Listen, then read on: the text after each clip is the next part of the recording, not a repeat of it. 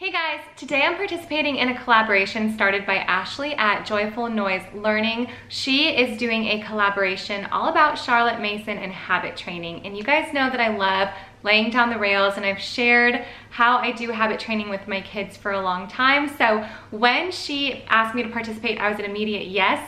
The direction that I've chosen to take this video in though is a little different, and it's very personal to me. So I thought that I would just share a little bit of what's going on in my head and my heart and how habit training with my kids has really encouraged me and shown me areas that I would like to work on as well. So if you guys are looking forward to hearing about that, then stick around.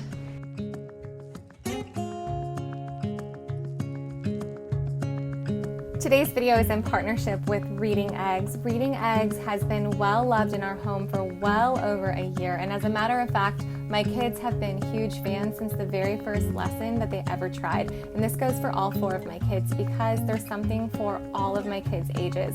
Reading Eggs is the multi-award winning reading program for kids ages 2 to 13 that uses scientific research to help your child to learn to read in just weeks. Over 91% of parents report a noticeable improvement in their child's reading ability within weeks, and I can testify to that. It has really helped my kids. It's based on solid scientific research, and it's trusted in over 12,000 elementary schools worldwide. It's developed by expert educators with over 30 years of experience, and it also has a money-back guarantee.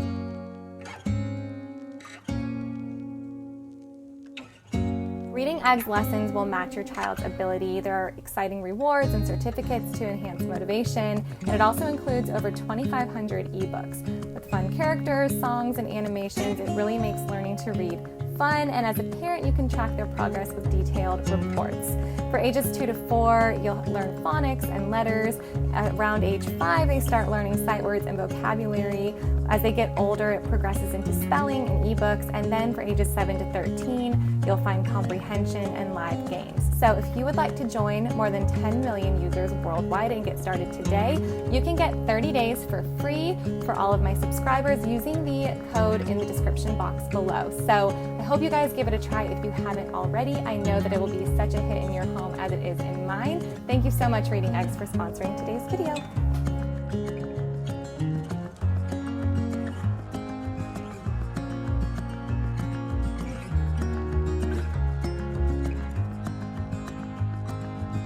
So first things first, I'm going to throw the playlist up here. Make sure you guys go through that and check out what all these other moms have to say and share about habit training in their homes. If you're new to the Charlotte Mason method or you're interested in what habit training is, make sure you pop through that video because you're probably gonna find everything from specific topics within habit training to habit training as a whole.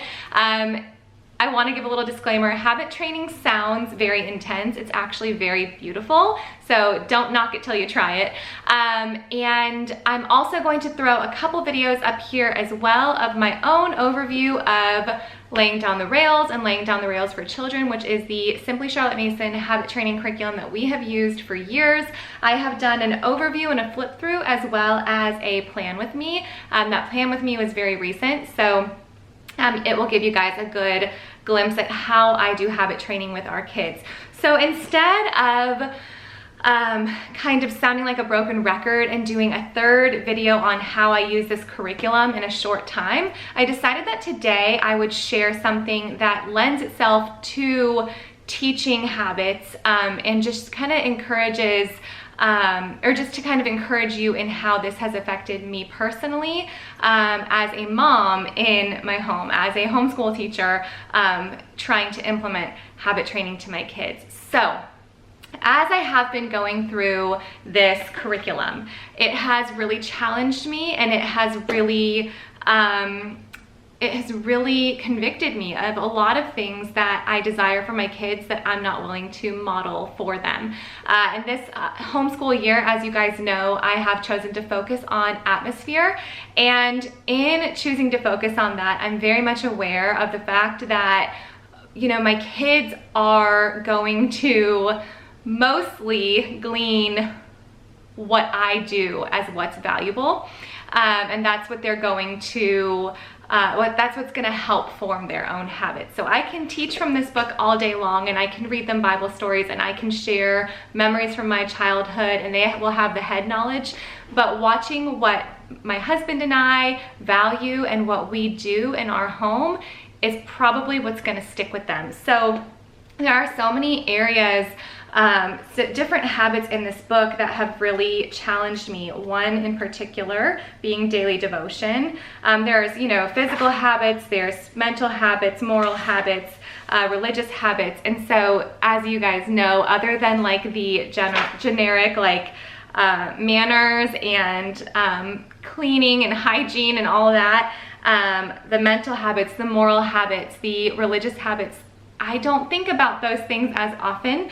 And so when I'm going through and it gives me these little bullet points about like ways to teach it and thoughts to ask yourself, I'm regularly convicted, like, oh, no, I don't do that, or I don't show that particular thing value in our home.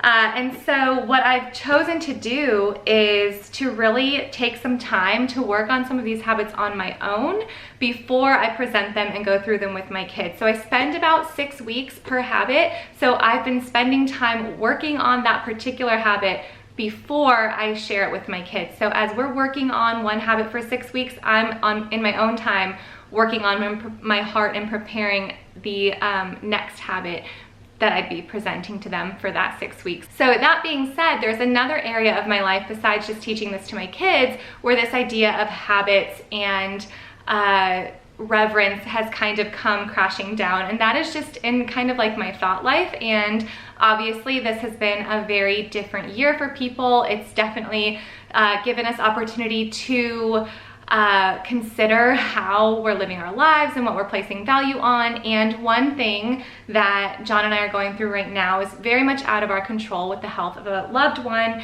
And I have definitely struggled with anxieties and, general anxiety about different things. And that has kept me up a lot at night. And I have never struggled with sleeping ever. Like, I can sleep when I go to bed. I'm not gonna wake up until my alarm goes off. But in the last few weeks, I have woken up at 1:30 in the morning, 2:30 in the morning, and I have just been awake. There's nothing I can do about it. Like, there's no going back to sleep from that point. And a few times I've gone to bed at like 9:30 and still been awake at 1:30. And I have really struggled with finding a way to relax, finding beautiful things to fill my mind with.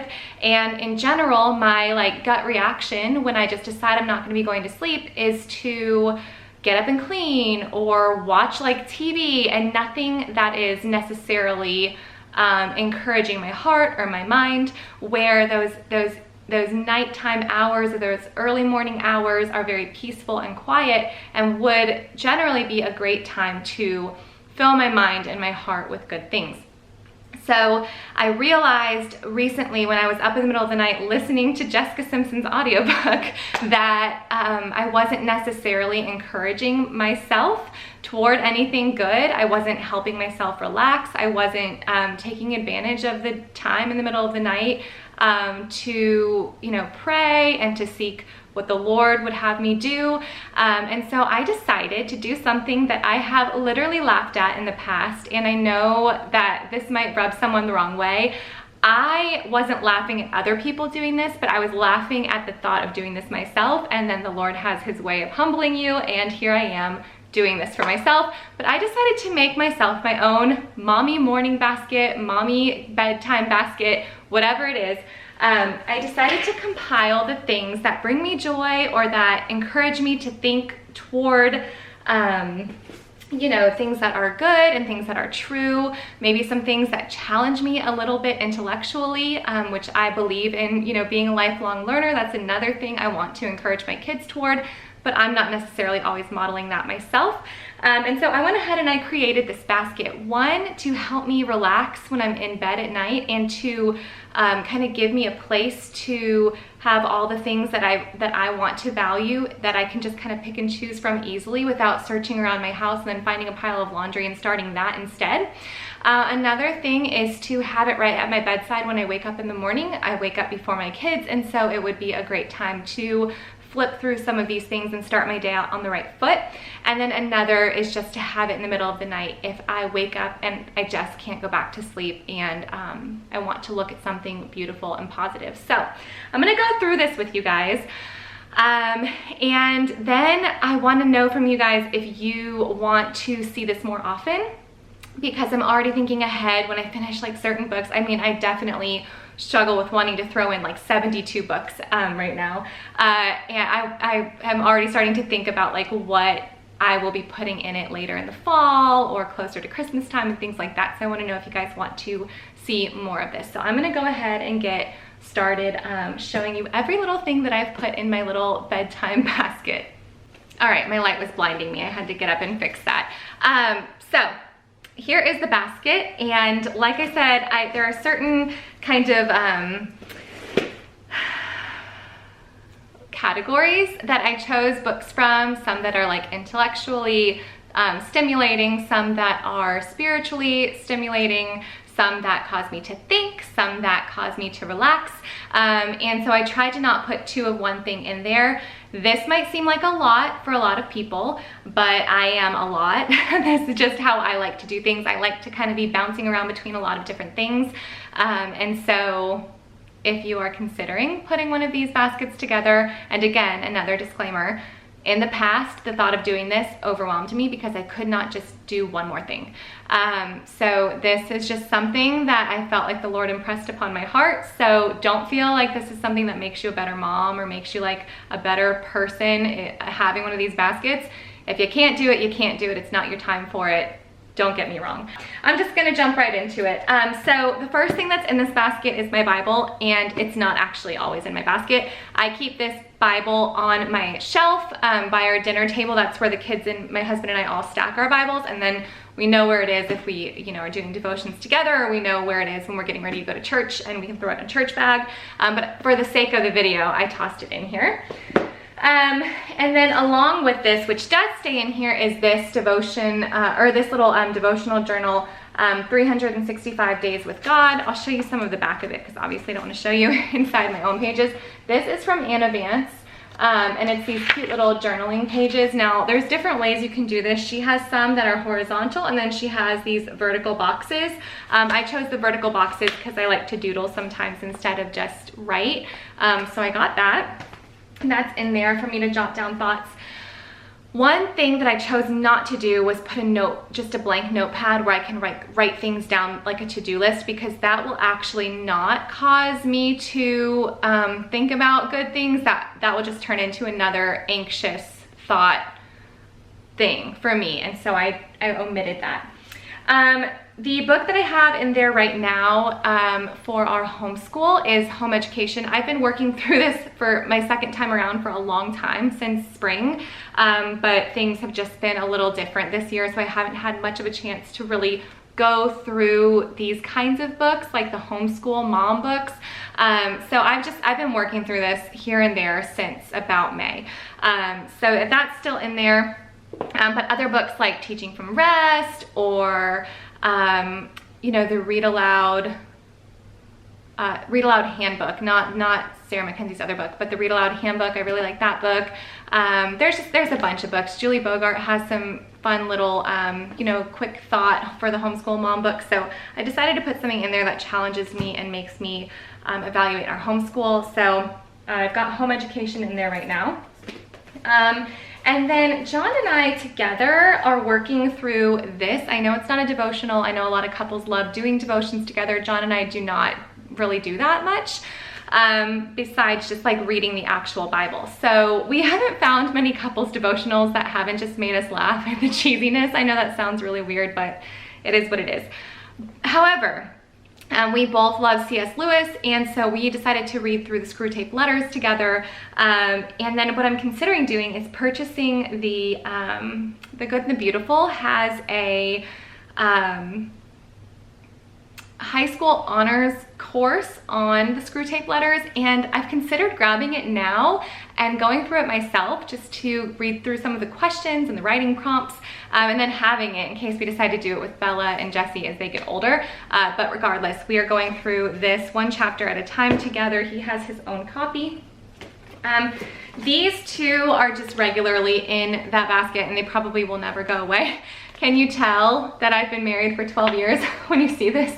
It's all torn and warped, but this is one of my old all-time favorites. I've never actually, or one time long ago, I did the actual study that came along with it, but I just like the little book of prayers and Bible verses.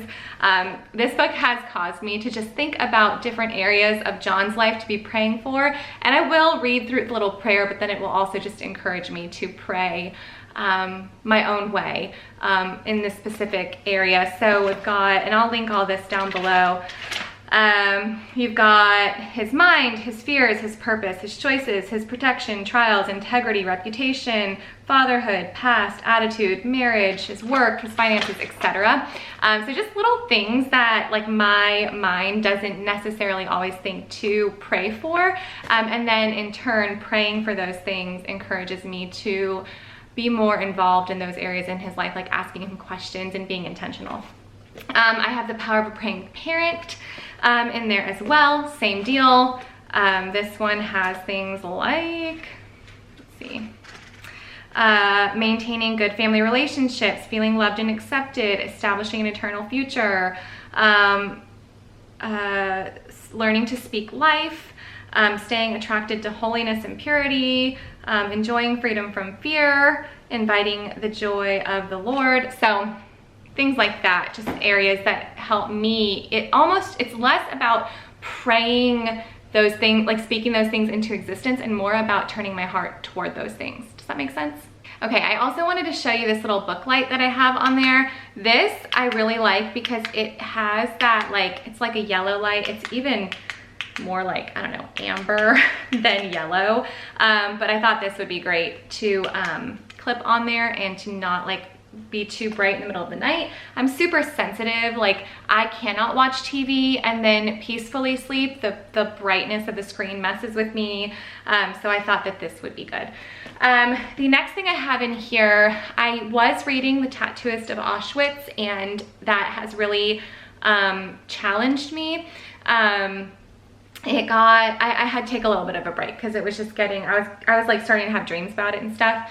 And so I decided to switch gears to another area that the kids and I have been studying, another time in history. And I got this book, 100 Authentic Slave Narratives. It's called Voices from Slavery.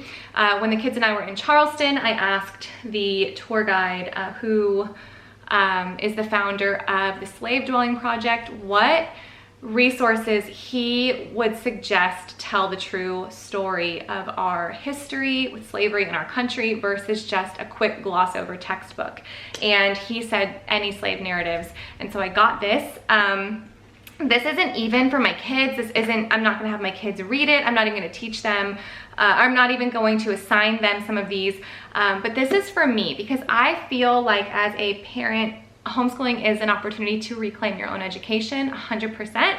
And there are areas where the kids' curriculum moves quickly, or we just don't have years and years and years to spend on certain time periods in history. Now, we did stay on slavery for months, but it was time to move on to something new in our history curriculum. But my heart and my mind had so many questions and still wants to be there. And so I don't have to sign up for a college course. I can find resources and challenge myself to learn more. And so I got this. Now there are a lot of topics like including like different science things and nature things and astronomy and things like that that I would love to really invest in my own education still. And so I think that I'll just pick one thing at a time and put it in this basket. And right now that one thing is this. This is something that I would like typically keep in my bathroom or on my side table, but I would never then pick it up. But when I'm in bed and I am wanting to just kind of think, it's the only time I'm thinking kind of quietly without a lot of people asking me questions or, needing to be, just being busy, a busy mom, it's when I'm in my bed. So I got this. This is the book that I'm reading through right now. And just a warning, this is heavy because it's real. Another thing that I have in here that is just something beautiful for me, I wanted to have something beautiful. And one thing I was thinking of was putting a book of poetry and memorizing some poetry. The modern Miss Mason on Instagram is encouraging moms to memorize poetry and work on that habit as they're teaching their kids. And that's something that I'm really wanting to do. But something that really brings me joy and makes me really happy, and then in turn encourages me to pour into my family, are vintage cookbooks. I really love them. I just love thumbing through them. It's something that is just, it just kills time, but I also walk away feeling refreshed. Now, this one is from like 1992. I know that's not super vintage, but it is a beautiful old Williams-Sonoma cookbook. I have a lot of old cookbooks from like the 60s and 70s and the 80s that they just bring me joy. I think I just, remember my mom reading through 80s cookbooks when I was growing up, and so it just makes me happy. So I decided I would throw this in there a little bit just to, just have a little joy, think about positive things. I love this old one. I'll have it in there for a week or two, and then I'll switch to something new. I tried my best to print a new one because the one from my actual church has our church name and phone number written all over it. So I just printed this to be a placeholder, but this is my church does a Through the Bible scripture reading daily, and then our pastor posts a blog post. And so I just decided to start following along with that. You're not required to. I don't think the majority of the congregation does, but this is a new church for us, and I thought that this would be the best way to kind of get to know the belief system of the pastors well, while also being mindful and cultivating the habit of daily devotion, because where we were before, I don't want to say it was like discouraged, but I almost felt like the idea of daily devotion was judged as a